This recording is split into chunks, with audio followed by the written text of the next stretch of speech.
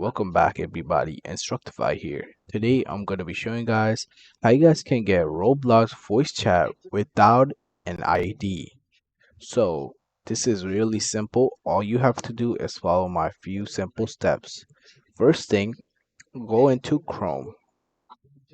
In Chrome, you want to search for roblox.com. And here you want to locate the settings, which is right beside your name. After you have located settings, all you want to do is come down here and fill out your phone number and email address.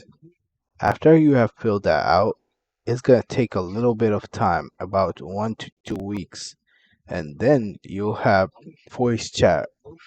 If this video helped you guys out, make sure you guys like, subscribe, and leave a comment down below if you guys need any more help.